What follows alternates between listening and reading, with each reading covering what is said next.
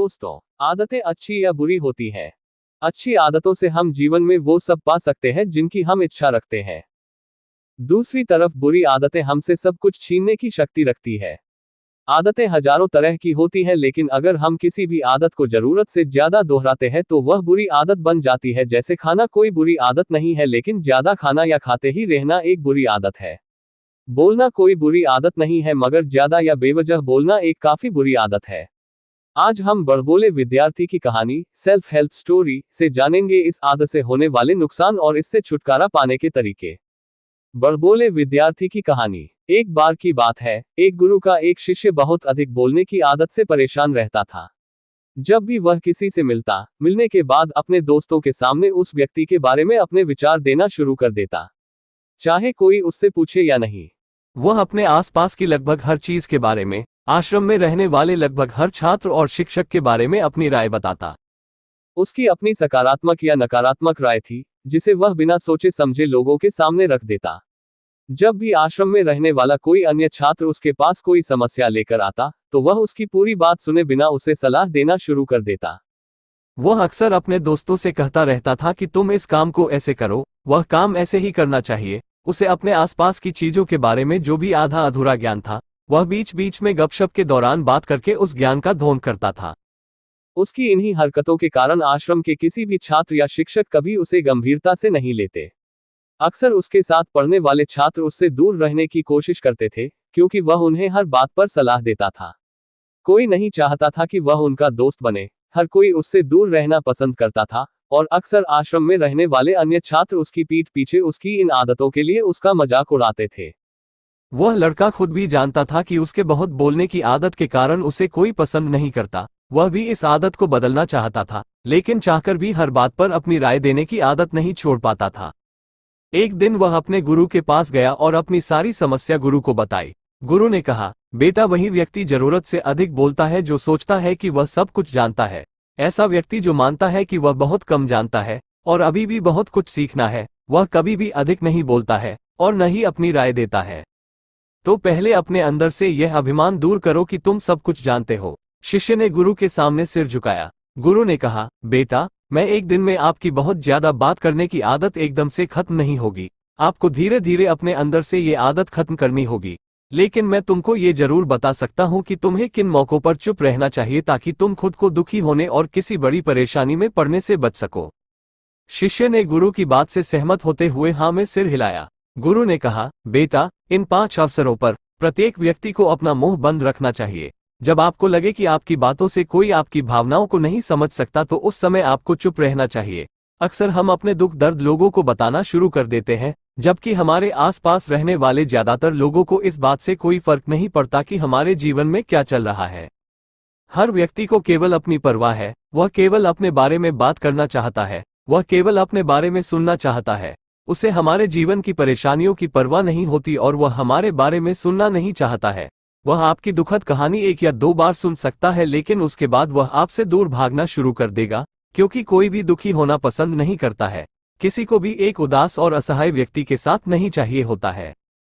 इसलिए अपने कुछ करीबी दोस्तों और परिवार के अलावा किसी को भी अपनी परेशानी कभी न बताएं, क्योंकि अक्सर वे आपकी बातों को समझने के बजाय उनका मजाक उड़ाते हैं। दूसरा, जब आपको नहीं पता कि किसी विशेष अवसर पर क्या कहना है, या आपको किसी विशेष घटना के बारे में केवल आधा अधूरा ज्ञान है, तो ऐसे अवसर पर भी आपको चुप रहना चाहिए। ऐसा व्यक्ति जो आधा अधूरा ज्ञान होने के बाद भी उस विषय पर बात करता है, वह अक्सर उपहास का पात्र बन जाता है। ऐसे व्यक्ति को कोई भी गंभीरता से नहीं लेता है। केवल वही व्यक्ति अपनी बात प्रभावी ढंग से रख सकता है जिसे उस विशेष घटना या विषय का गहरा ज्ञान हो। इसलिए यहाँ वहां से प्राप्त आधी अधूरी और अनपरखी जानकारी के आधार पर कभी भी लोगों को समझाने की कोशिश नहीं करनी चाहिए। गुरु ने कहा, जब कोई व्यक्ति आपके सामने किसी तीसरे व्यक्ति की बुराई कर रहा हो, तो ऐसी स्थिति में आपको चुप रहना चाहिए। आपको कभी भी ऐसी नकारात्मक बातचीत का हिस्सा नहीं बनना चाहिए, क्योंकि आज वह व्यक्ति जो कर रहा है आपके सामने किसी तीसरे व्यक्ति की बुराई, कल किसी और के सामने आपकी भी बुराई करेगा। और इस बात की अधिक संभावना है कि आज आपने जिस तीसरे व्यक्ति की बुराई की है उसे भी इस बात का पता चल जाते तो आप पर ही मुसीबत आ सकती है। इसलिए जब भी कोई किसी दूसरे व्यक्ति की बुराई करे या उसके गलत समय का मजाक उड़ाए, तो आपको बस उसकी बात सुननी है, अपनी कोई राय नहीं देनी है। अगर आप ऐसा करें तो भविष्य में आपके लिए समस्याएं खड़ी हो सकती है। गुरु कहा, जब कोई आप पर क्रोध और घृणा से चिल्लाता है, आपका अपमान करने की कोशिश करता है, तो ऐसी स्थिति में आप दूसरे व्यक्ति की क्रोध और घृणा को चुप रहकर कम कर सकते हैं। चुप रहकर भी आप स्थिति को बिगड़ने से रोक सकते हैं। जब आप ऐसा नहीं करते हैं और दूसरे व्यक्ति के क्रोध का उत्तर क्रोध से दे देते हैं तो परिणाम काफी भयंकर होता है। यदि आप उस समय चुप रहते हैं तो ये बात उस क्रोधी व्यक्ति के दिल में महसूस होती है। जब क्रोध शांत हो जाता है तो वह अपनी गलती पर पछताता है और इस बात की भी संभावना बढ़ जाती है कि को आगे आकर आपसे माफी मांगे अपनी गलती के लिए। और अगर वह माफी नहीं मांगता है तो वह अंदर से दोषी महसूस करने लगता है और फिर अगली बार आप पर गुस्सा करने या नफरत करने से पहले कई बार सोचता है। लेकिन आपको हर हाल में या हर समय चुप भी नहीं रहना चाहिए। अगर कोई गलत कर रहा है तो उसका जवाब आपको देना चाहिए, क्योंकि कुछ लोग ऐसे भी होते हैं जो हमारी खामोशी को हमारी कमजोरी समझते हैं। गुस्से में चुप रहने का ये तरीका केवल परिवार, करीबी रिश्तेदारों और कुछ करीबी दोस्तों के लिए ही सही है, हर इंसान के लिए नहीं। अगर आप हर जगह खामोश रहने लगे तो इसका गलत इस्तेमाल भी हो सकता है। गुरु ने आगे कहा, 5वां, जब कोई व्यक्ति अपने जीवन की कोई दुखद घटना या अपने जीवन की परेशानी साझा कर रहा हो, ऐसे में आपको चुप रहना होगा और सिर्फ उसकी बातों को सुनना होगा। ज्यादातर लोग ऐसे हैं कि उनके सामने किसी ने उनकी समस्या सुनाई नहीं कि उन्होंने समाधान देना शुरू कर दिया। हालांकि जब कोई व्यक्ति अपनी समस्या हमारे साथ साझा कर रहा है तो वह हमसे किसी सुझाव की उम्मीद नहीं करता है, वह चाहता है कि हम उसकी बात ध्यान से सुने। क्योंकि जब हम उनकी बात सुनते हैं उस व्यक्ति को आंतरिक शांति मिलती है, उसे लगता है कि कोई मेरी बातों को समझता है। अधिकांश समय जब लोग अपनी समस्याओं को हमसे साझा करते हैं तो वे हमें केवल अपनी बात बताना चाहते हैं। वे हमें से किसी भी प्रकार की सलाह नहीं चाहते, क्योंकि वे पहले से ही सभी तरह की सलाह जानते हैं जो हम उन्हें देने जा रहे हैं। मुसीबत के समय किसी व्यक्ति को सांत्वना देने का सबसे अच्छा तरीका उस व्यक्ति की बात को ध्यान से सुनना है। जब हम बिना ध्यान दिए लोगों की बातों को ध्यान से सुनते हैं, बिना किसी सलाह के, तब उनकी आंखों में हमारे लिए सम्मान और स्नेह का भाव पैदा हो जाता है। उन्हें लगता है कि हम अधिक गंभीर, बुद्धिमान और शांत दिमाग वाले लोग हैं। इसलिए अब जब भी कोई अगली बार आपको अपनी समस्या बताए तो बस उसकी बातों को ध्यान से सुने, और जब तक वह आपसे न मांगे उसे किसी प्रकार की सलाह न दें।